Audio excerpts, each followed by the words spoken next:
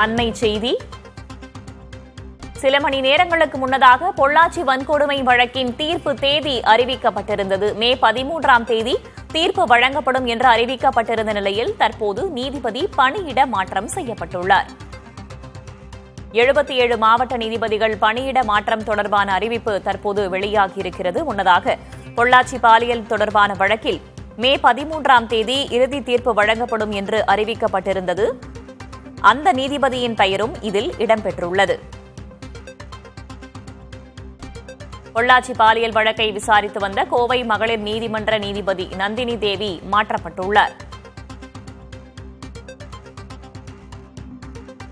கூடுதல் தகவல்களை வழங்குவதற்காக செய்தியாளர் ஐஸ்வர்யா இணைந்திருக்கிறார். அவரிடம் கேட்கலாம். ஐஸ்வர்யா, பொள்ளாச்சி வழக்குல மே 13ஆம் தேதி தீர்ப்பு வழங்கப்படும் சொல்லப்பட்டிருந்த நிலையில தற்போது நீதிபதிகள் பணியிட மாற்றம் தொடர்பான அறிவிப்பு வெளியாகியிருக்கிறது. அதில் அந்த நீதிபதியின் பெயரும் இடம்பெற்றிருக்கிறது என்றால் தீர்ப்பு வழங்குவதில் ஏதேனும் மாற்றங்கள் இருப்பதற்கான வாய்ப்புகள் இருக்கிறதா? அடுத்த கட்டமாக இதோடைய நகர்வு எப்படி இருக்கும்? ரொம்ப பொள்ளாச்சி பாலியல் வழக்கு என்பது தமிழ்நாட்டையே உலுக்கிய வழக்கு, ரொம்ப முக்கியமான வழக்கு. இந்த வழக்கை பொறுத்தவரைக்கும் கடந்த 2019ஆம் ஆண்டு முதல் தற்போது வரை நடைபெற்று வருகிறது.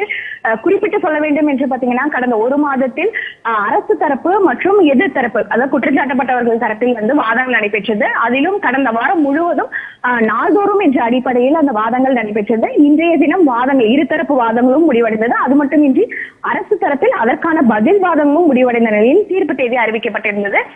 அடுத்த மாதம் 13ஆம் தேதி இந்த வழக்கம் தீர்ப்பு அறிவிக்கப்படும் என கோவை மகளிர் நீதிமன்றத்தின் நீதிபதி நந்தினி தேவி அறிவித்துள்ளார். தீர்ப்பு தேதி அறிவித்த சில நிமிடங்களே பாத்தீங்கன்னா அவர் கரூர் குடும்ப நல மாவட்ட நீதிமன்றத்திற்கு மாற்றம் செய்யப்பட்டார் என்ற தகவலும் வெளியாகி உள்ளது. இந்த வழக்கை பொறுத்த வரைக்கும் பாத்தீங்கன்னா ரொம்ப முக்கியமான வழக்குன்னே சொல்லலாம். கோவை நீதிமன்ற வரலாற்றில் மட்டுமின்றி நீதிமன்ற வரலாற்றிலே பாத்தீங்கன்னா ஒரு வழக்கு தொடக்கப்பட்டதிலிருந்து இப்போ குறிப்பா ஒரு சென்சிட்டிவ் வழக்கோ இல்ல பெண்கள் சம்பந்தப்பட்ட வழக்கும் பாத்தீங்கன்னா ஒரு இன்டோர், அதாவது இன் கேமரா ப்ரொசீடிங்ஸ் சொல்லுவாங்க, கதவு மூடப்பட்டு விசாரணை நடைபெறும். ஆனால் இந்த வழக்கை பொறுத்த வரைக்கும் என்டையராவே, அதாவது வழக்கு முழுவதுமாகவே ஒரு சிறப்பு நீதிமன்றத்துக்கு மாற்றப்பட்டு அந்த நீதிமன்றம் யாருக்குமே தெரியாத அளவில் ரகசியமாக இந்த வழக்கு விசாரிக்கப்பட்டு வருகிறது. இதற்கிடையில பாத்தீங்கன்னா ஏற்கனவே அதாவது நீதிபதி நந்தினி தேவி மாற்றம் செய்யப்பட்டிருந்தார். ஆனால் இந்த வழக்கே காரணம் சொல்லி அவர் மீண்டும் இந்த வழக்கு கோவை மகளிர் நீதிமன்றத்துக்கு அவர் மீண்டும் மாற்றம் செய்யப்பட்டார். மீண்டும் இந்த வழக்கு விசாரணை நடைபெற்று வந்தது. இந்த நிலையில தான் பாத்தீங்கன்னா தற்போது மீண்டும் அவர் இந்த டிரான்ஸ்பர், அதாவது ஒரு ரெகுலர் டிரான்ஸ்பர் தான். தமிழ்நாடு முழுவதும் பாத்தீங்கன்னா 77 மாவட்ட நீதிமன்றங்கள் பணியிட மாற்றம் செய்யப்பட்டு தற்போது அறிவிப்பு வெளியாகி உள்ளது. அதில் ஒருவர் தான் பாலியல் வழக்கை விசாரித்த நீதிபதியும். இவரே இந்த தீர்ப்பை வாசிப்பாரா இல்ல வேறு ஒரு வருவாரா என்பது குறித்த தகவல் இன்னும் வெளியாகவில்லை. ஆனால் இவர் ஏற்கனவே மாற்றம் செய்யப்பட்டு இந்த வழக்கு காரணமாக மீண்டும் கோவை மகளிர் நீதிமன்றத்தில் பணியிட நியமிக்கப்பட்டார் என்ற ஒரு தகவலும் உள்ளது.